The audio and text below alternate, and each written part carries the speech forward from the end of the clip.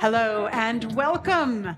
My name is Edie Lush. It is an absolute pleasure to be here collaborating with Open to Debate. It's a knowledge partner of the Future Investment Initiative Institute, and we are coming live to you from Riyadh. Open to Debate is America's leading debate organization, and its goal here today is to prove that debate does not have to be a bad thing or divisive. Not all argument is bad, and some argument can be constructive. We're here to have a constructive discussion. Who knows, it may get a little bit heated.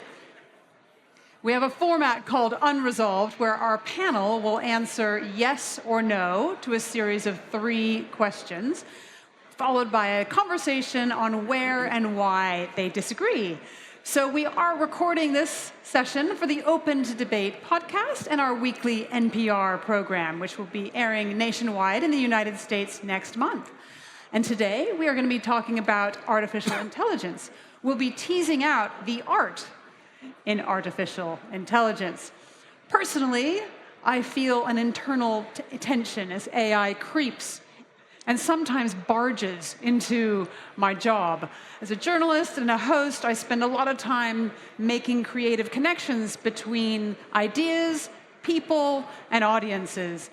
And AI is often a lifesaver, making my content easier, making writing easier, more interesting. And yet I also feel uncomfortable sometimes with the pace of change. And I do wonder how long I'm going to be relevant and how long my skills might be needed. But I also recognize that wrestling with my own cognitive dissonance on this particular area can be helpful. So I know if I'm able to harness AI, I'll be able to raise my creative game and set my sights even higher. So I'm excited that our debaters here today are going to bring some clarity, not just to me, but to this issue in general. Let me introduce our debaters to you. We have Tom Graham, the CEO of Metaphysic AI, a leading company in providing production houses the AI tools that they need to enhance their movies. Next up, Bob Simonds over there. We have the founder and chairman of STX Entertainment, an independent entertainment and media company, and a prolific film producer as well. Coming back here, Claude Grunitzky, CEO and managing partner of the Equity Alliance, an investment company, and the founder of 2 Africa-focused media companies. And Yat Su, co-founder and executive chairman of Animoca Brands, a game software and venture capital company with a focus on blockchain gaming and NFTs. So we are going to start with a question diving into the heart of creativity. AI art often requires training machines on what already exists: poems, paintings, music, human facial and vocal likenesses, and beyond. We see the problem with this highlighted, especially in copyright law, struggles around the world, but I want us to get to something different. Be ready with your signs, gentlemen. Our question is AI content wholly original? So, Tom, are you a yes or a no? No. Okay. Claude, what about you? I'm a yes. Okay. All right. Bob, what about you? I unfortunately am a no. Okay, a no. And Yat? I'm a yes. Okay. Right. So I'd like you, Claude, we'll start with you. Explain your answer. So for me, the reason I'm a yes is I don't look at AI and originality and creativity now. I look at what it's going to become.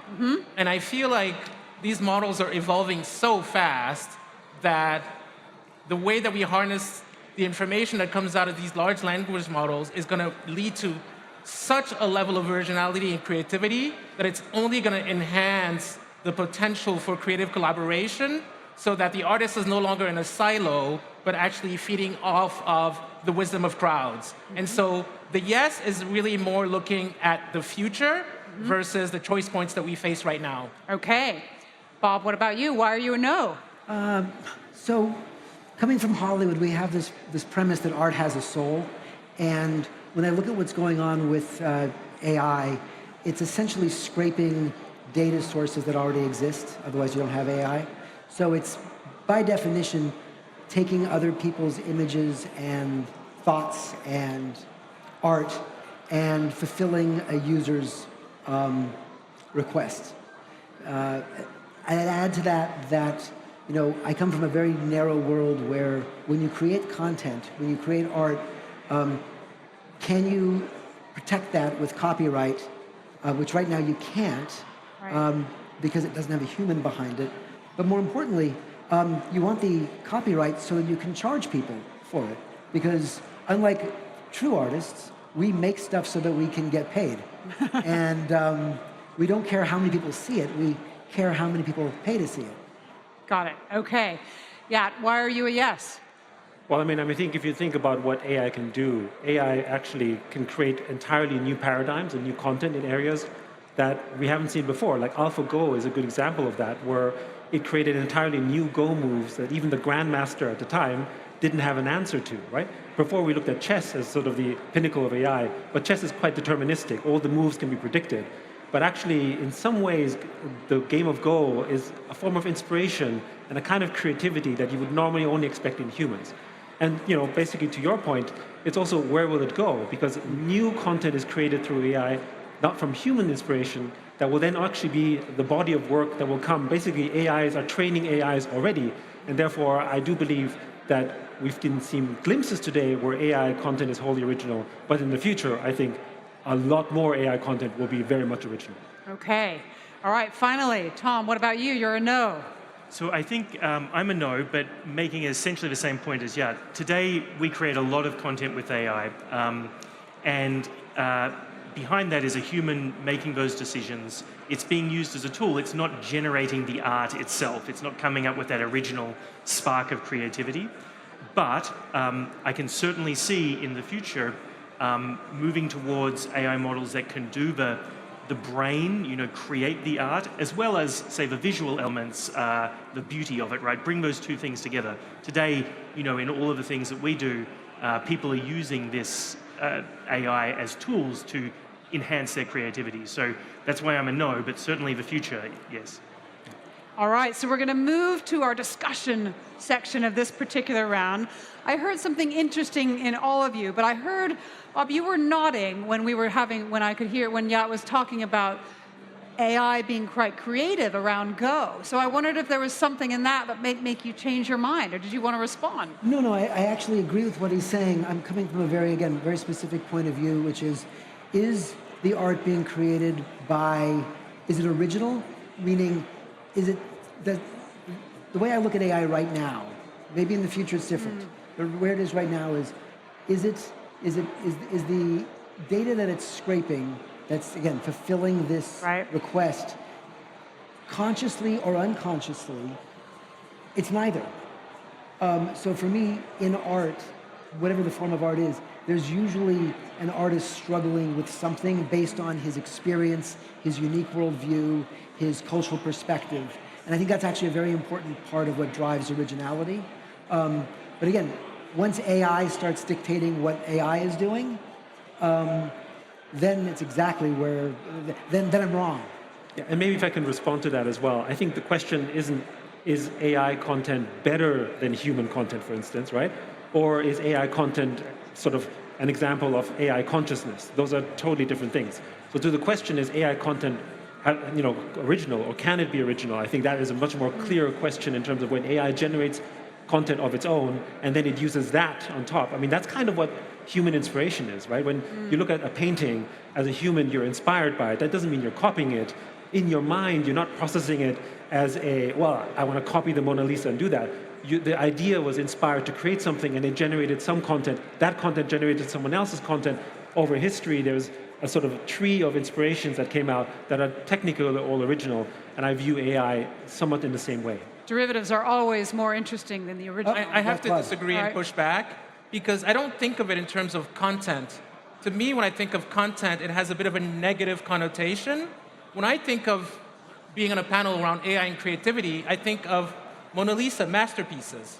And to me, I don't put it in the same category as content, and I think we have to kind of draw the line.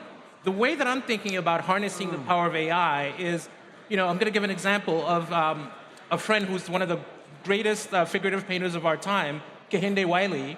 So he paints these incredible portraits of mostly black people, but in the style of the Renaissance painters like a Tiepolo from the Venice School. And I think that AI, being able to really kind of look at the iconography that came out of the Venice School can inform the research and creative process that will allow him to create better masterpieces. But when I think of content, I'm just thinking of TikToks and just consumer culture of things that we consume really quickly, but that don't have the value of rising to the level of masterpieces, which is what I'm leading with. So I would agree with you that maybe AI doesn't necessarily have the masterpiece potential, maybe, depending on who knows in the future. Yeah. But I think AI being able to do something original doesn't equate to value, at least in the way that I'm thinking about it. Because, an elephant, for instance, can be given a paintbrush and they draw all sorts of whatever that may be. It may not have a lot of value, but I think we can say that it is original because an elephant painted it. Whether there was great conscious effort or a masterpiece, to me, is kind of the same thing as an AI maybe being primitive, but it still is original. Right, but and I don't want to hog the mic, but I just want to maybe respond just really quickly. On this subject of originality, when we were talking earlier with Tom, you were saying about maybe a third of the content that is created on TikTok, these videos have AI music that was generated really by AI behind the scenes, and no one really pays attention to them because it's just in the background. I'm thinking more of the experience of being at the Louvre, in that room with the Mona Lisa or Venus de Milo and having a really, really strong inspirational moment that is much more than just going through the motions of consuming content. That's kind of like what I wanted to clarify. Tom, do you want to expand on that TikTok point? Because in our business we have been kind of creating AI realistic identities of people, and these are like deep fakes from the very, very beginning, 2017 through to now. And for the longest time on all of the internet, I could always tell what was fake content, especially anything to do with people. It was earlier this year, around January, where I saw some videos on social media and I couldn't tell whether that was real or not. And so I had to then go and Google to see if this story was real. Since then, there are different types of AI-generated content which are there. Some are designed to deceive, some are for fun. But it has really proliferated. And so there is large amounts of kind of the content, all the different bits that come together being generated like that, and they go under the radar. No one's really processing it. And so there's definitely a different threshold between high art, things that we want to look at, and things that just happen to us as we're consuming media in the background or somewhere. But the degree to which content is constituent, built from AI, is going to increase rapidly. And so our lives will be filled with this AI stuff in the background, this white noise of AI. And I don't know what that means, for all kinds of things, society, etc. Let's move on to our second question now about the diversity of AI-generated art. What happens when the developers of AI are biased towards Western art and culture, and when the AI is primarily fed Western content? Does non-Western culture become subsumed as AI art ramps up? So be ready with your signs. Is Western culture destined to dominate AI art? What do you think? No, for me. Okay. Have you already turned? Yes, unless it changes. Okay. No. All right, there we go. So let's have a chat about why. So I think dominating AI art, I think about the people who are creating art, and I find that areas in the world, cultures around the world which are not Anglo-English speaking cultures are far more attuned to using these types of tools, generally more adoptive of new technologies. And so I think that leads to probably a proliferation of the usage of it, the more creation of it. And we certainly see that China, Korea, even in the movie industry, Bollywood is much more open to experimentation and new technologies than, say, traditional Hollywood. So I think that's my answer. It's just the weight of who is using it. Okay. What about you, Claude? You're on the yes side. I'm on the yes side, and I completely disagree with my friend Tom here because the problem, and one of the reasons I come to conferences like this is because as an African, I feel like I have to be the voice, one of the voices of the global South. And many of us Africans moving through this world, we have to learn other people's languages, mostly Western languages. So I had to learn French, I had to learn English, then I learned Spanish, and then I learned Portuguese. No one cares about my language in Togo, Ewe, which is a really important language, an ancestral language that is rooted in traditions of creativity. None of that shows up in these large language models. And that bias is going to worsen the situation that we're facing, which is this extreme digital divide where people from the global south get excluded from the AI conversation. And it has all kinds of ramifications that could lead to all kinds of social chaos going forward for humanity. So I'm not going to be presenting a doomsday scenario here, but I'm very worried about how non-Western cultures are being excluded by these rapid advances in AI. Okay. Yeah, you are no. Tell me why. Yeah, well, first, when we talk about culture broadly in the world, first of all, I don't think it's Western dominated. If you look at, for instance, Japanese anime, K-pop, K-drama, stuff that's going on in China around the world, these are great examples about how, arguably in a Western-dominated narrative world where English is the predominant language globally, you still have cultural narratives from outside of the world, un-American or un-Western, that are taking over the world. So that's kind of the first point. The second one is that AI is actually locked in different countries. So for instance, in the Greater China region, Hong Kong and China, which is basically, sort of one seventh or 1/8 of the world population is locked out of Western AI. You can't access OpenAI, for instance, not because China doesn't want it, but because the US has sanctioned it, as an example. That means all of the content that's produced domestically is actually subject to local type of AI content. I also believe that, also, when you look at content and culture around the world, it's already, especially in America, so completely fused and confused, maybe, depending, whether it's fusion food or whether it's different type of content or all these kind of cultural archetypes that are brought into basically movie business or books, for instance. So I think we'll gravitate towards the type of AI content that we're already culturally connected to, and therefore I don't think it's Western culture. In fact, I think what is Western culture even, right? All right, well, what is Western culture? It doesn't get more Western culture than Hollywood, Bob. Yeah, so I will, I'm going to probably, I agree with Claude on this one, and I'm going to probably expand on some of what he was getting at, which is, look, in Hollywood, we used to export culture all over the world. And I think this is actually the single most important question that's being asked at the conference, which is something that I don't think a lot of people are paying attention to, which is, we used to say that MTV brought down the Berlin Wall, which is get your culture in there, get your way of thinking in there, and you essentially evolve them to be like you. That's not a good thing. And I think that people, if asked, understand that each individual culture is special. And in fact, I've got a company that's actually trying to be the antidote to homogenization of AI, partly because culturally, what is being scraped right now is predominantly English. And we communicate our values and what's important to us in English. So right now, if you're communicating with many of these chat models, you're getting a Western bias. Right. Now, hopefully this changes. But if it doesn't change, that becomes the bias. So I'm really interested. Let's move to the discussion now. How can we use AI to counter the hegemony? How can we use it to bring in the culture of Togo, to all of the African languages, the dialects that exist within Arabic, for example? I'm looking towards our investors on this panel. In fact, it's pretty much all of you. Are there ways that we could see AI used to make it better? I think that something that's really interesting about how you build these models is you can train it one time off a set of data, and that's going to set up a set of biases.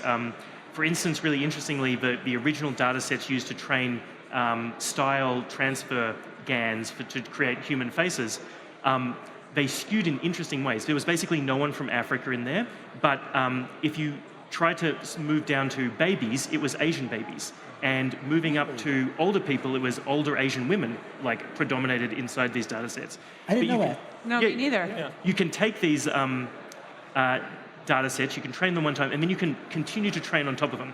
I think that the larger question about bias and how we can move diversity is more the product decisions made by tech guys inside large companies around the world, more than the algorithm. What products do they build? So for me, I see the potential really when you look at the sort of pre-AI wave, it was UGC. User-generated content was really the remixing of all sorts of cultures coming together and then basically creating new narratives. I mean, who knew that watching people eat food on YouTube was actually a worthy program, right? I mean, back then I remember we were early investors in a company called Machinima, and they were basically creating sort of basically movie content inside video games, which was a subculture at the time. And everyone was like, who's going to watch basically video game content? That's what everyone does on Twitch now, right, for example. And so these new formats are created because users are so fascinated by this new type of content that I guess the traditional way couldn't imagine, because everything had to be a production and had to be produced in a certain way, right? And so now with AI, we can do this even faster. So we may look at TikTok and say, you know what, that's not very creative. That's probably true. 99% of that content is not very creative. However, there's a 1 or 2% of that content that someone actually uses the technology that they couldn't do before. Like maybe they didn't know how to draw, or maybe they didn't know how to sing, but suddenly they can do that and express an idea that they couldn't do before. So I actually think that it becomes more powerful. And I think the intermixing of cultures will become even deeper because we can now finally express it and reach an audience that we couldn't do before. Are you inspired by this, Claude? Is this helping you out? I'm inspired and I'm hopeful, but I'm also very much rooted in reality and what I see as somebody who spent his entire career promoting the information industries and the creative industries coming from the global south, specifically Africa, with a real bias on black culture, is that, whether it's TikTok, that content, or Instagram, or YouTube, or whatever, again, these are Western or Eastern platforms, whatever we define them, that are, again, not owned by anybody in the global south. And so we're just basically the product that is being amplified by these other Western and I guess Chinese platforms. And the problem for me is that Africans are very proud when their films are shown on Netflix, and they're really proud when their content is shown on YouTube or whatever. But what about finding a way for us to create our own platforms that will disseminate our content with pride, as opposed to just looking for the validation of the Western world? So that's been the fight, and I think that unfortunately AI is not helping, but hurting, is my point earlier. Maybe one thing I want to respond is that this was a problem we had in Asia for a long time. I mean, in the 80s and 90s, we absolutely had basically sort of Western culture anxiety, right? Yeah. Everything in we're eating McDonald's and we were looking basically at Hollywood movies. That was and all these ideas. But I think America's soft power is very much driven by Hollywood. Yes. I think it comes from that, right? Yeah. And I also think America's weakening soft power is the fact that the rest of the global cultures are meshing together. And it took Asia probably 30 years to get to where it is today. Whether you talk about Japanese or Korean, let me look at anime, for instance. It's a global phenomenon. Or look at K-pop, it's a global phenomenon, right? These are things that actually have taken over, but have taken a while to get there. So maybe that could be a hopeful story for African content. We live in hope. Tom, what's your take on this? I think that to that soft power question, these AI tools give cultures that are not Western culture, not Hollywood, means of distribution really for that culture. And so maybe trying to think about how to move different cultures out there, increasing the distribution pathways. And so like you've got to make the content quickly, you've got to find a way to move it around. That I think is to the point where like, I haven't thought about it before in terms of a weakening of soft culture being a function of that. But certainly one of the blockades to distribution is how fast can you make the content? Okay. Can I just say one quick thing? In 2 seconds. 50. My friends in Accra were celebrating when Google opened the AI lab in Accra. Oh, Ghana, we have an AI lab. But I said, it's great that Google is investing in Ghana, but what about a homegrown African company focused on AI? Why can't we dream about that? Okay, all right, we're going to move to our third and final debate question. That is the value of AI-generated art. Art made by conventional human means has long been a source of financial and cultural value. So I'm very curious to hear whether you all think AI art holds the same promise for financial investors. So we're going to turn them all at once. Green for yes, red for no. Would you invest in AI art today? Okay. Wow. Yat, why would you invest in AI art? Well, that doesn't look too good for my Rafiqs and other stuff like that, based on this panel. But generally speaking, to me, we're at, when I look at art, they are, to me, representing the moment of the time that we're in, right? So whether this is Renaissance Italy, whether this is Ming Dynasty, right? It means something to have a piece of history. And we're in the age of AI. And even if the AI art is primitive today, if we agree that this is the age of AI and it's going to be the thing that we talk about in the future as the birthplace of large language models and the inspiration and everything, then I think AI art is a good investment, because maybe not short term, but long term, that's basically something we can say, I was there. And with blockchain, we can also prove that this AI art is actually something that is unique with this provenance, which we see with NFTs.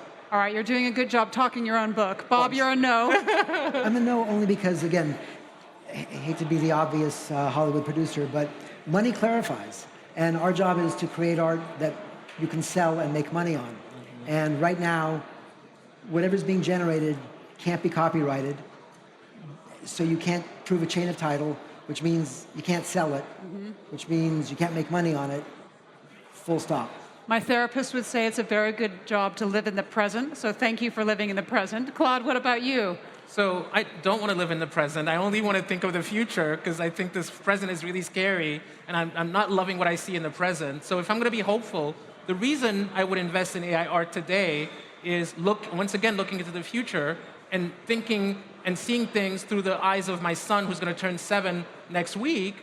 When I take him to museums, I mean, I'm a trustee at 2 major museums, Mass MoCA and MoMA PS1 in New York. He's not interested in any of that. But I can see how in 20 or 25 years, he's going to be engaging with the kind of AI art that is only in its infancy, and that's what he's going to be excited about. And gaming is a good example. And of course, gaming is a conduit to that. Right. So, Tom. I think I said no in general because of a proliferation of it, right? And there might be a little bit of a bubble there, so maybe that'll level out. But certainly the artists that have broken through, where there is that consensus, like Rafiq and others, that it is good art, that transcends the idea whether it's AI generated or AI assisted in any way. I would invest in those for sure. I think we have to talk about gaming here, because that is where we see AI art getting so much traction. Give us a little bit about why, and also give us some hope that actually artists might be able to get paid for it yet. Well, I mean, very quickly, there's 3.4 billion people in the world who play games. Obviously, the kingdom is a big number of the youth all here. I think 86% of the youth in the kingdom actually play games. And so that's the cultural expression of their time. In the same way that people used to still watch Hollywood movies or go to TV, they would buy artifacts and collectibles based on these forms of art expressions, or artists take pop culture that are inspired by the movies or by the news of their time. That's gaming today. And so ask your child, what is the thing that they really want? It's going to be a gaming-related item that then becomes artistic in its expression as well down the road. Right. They're informed by that culture. Okay. Tom, do you want to come back on that? Largely agree. I've been kind of playing games with my friends for 20 years, and when it became interactive, it was amazing. You could be there with your friends, you're chatting, you're interacting. The layer that AI will bring on top of that is more immersive, realistic, deeply emotionally engaging interactions with your friends and people that you care about. That will drive exactly what you're talking about. And just when you think about art, right, when you look at something, it's what you feel for it. And when there's many other people that are interacting with it, there's more of a feeling that is developed. And in gaming, because of its interaction, it's an even more powerful medium, because thousands of people are interacting with it, creating their own stories. And that's why you buy art, because you're buying a story that's not necessarily just your own, but it's one that's co-created by everyone. Yeah. So for once, I'm not going to be a contrarian. I'm going to agree with everybody on this panel. Oh, no! Because a friend who's a curator at the Serpentine Museum, he was sharing with me the experience of the single most popular exhibition they ever had. And it was actually a gaming exhibition that was so participative that they had millions of people kind of diving into this exhibition from all over the world. And in any given moment, the best exhibition at the Serpentine Museum in London would have maybe 100,000 visitors. And so I think that the scale at which this gaming colliding with AI and art could actually change the game is something we have not even begun to scratch the surface of. So it's interesting. Maybe I'm the odd man out here, because I come from a business where we need to control the frame. You know, in gaming, it's about the experience and the adrenaline of making choices and moving forward. When you pay us money to essentially it's an emotional transaction. You pay me money and I'll make you laugh, I'll make you cry, I'll scare you, I'll adrenalize you. But there's a whole host of human emotions that I can take you on through a journey, but I have to control what you see and what you experience by controlling the frame. Can't do that in gaming, but I do think that one of the things we're experimenting with right now is how AI can help essentially with the narrative in that journey to start expanding the list of emotions that can be accessed. Okay, our time on this particular journey is limited. That concludes our 3 rounds of debate. But before you all go, I have one final question for you. Rapid fire, rapid answer. I'm going to give you $1 million each. What is the one area of AI content creation you're going to put it into? Yat, where are you going to put your 1 million? I would put it in AI art. Okay. NFTs in particular? Basically, NFTs. Also, primarily because that's actually the way to your question. How do you prove that you own something digital that is AI generated? That is NFTs. Okay. Bob, how about you? I'm doing it, putting it into story, using AI to help people unlock the story that they have inside of themselves so that it becomes a muse to their inspiration as opposed to doing it for them. Claude. I would use that $1 million to fund a feature film that will be created via AI by people from all over the world without any sort of stratification or pecking order that would have us in the global south at the bottom and Hollywood at the top. Okay, we've got someone from Hollywood to help. We've got someone with blockchain who can help. What about you, Tom? I would disagree with Claude. I wouldn't put it into any kind of film budget because it's going to disappear. Exactly. But I think I would try to find ways to, if I had to use $1 million, capture as much data from my life and my life experiences as I can. Wow. Because that data I'm going to be able to use to recreate those experiences and have my memories. And that's one of my goals. Like, capture as much as I can and then find a way to store it. Storing data over 10 years is very, very difficult for regular individuals. Yeah. So that's what I'd spend it on. I don't want to recreate my experiences. I'd rather forget the things that happened in the past. So remember some, forget. I don't know. I'm quite looking forward to uploading my consciousness to the internet. All right, I'm going to thank our debaters here, Thomas, Graham, Claude Grunitzky, Bob Simonds, and Yatsu. We so appreciate you showing up, approaching this debate with an open mind, and bringing your very thoughtful disagreement to the table. In short, being open to debate. So thank you for being here, and thank you, of course, to the FII for their collaboration on this initiative. The team at Open to Debate are honored to be your knowledge partners. And thank you from me as well.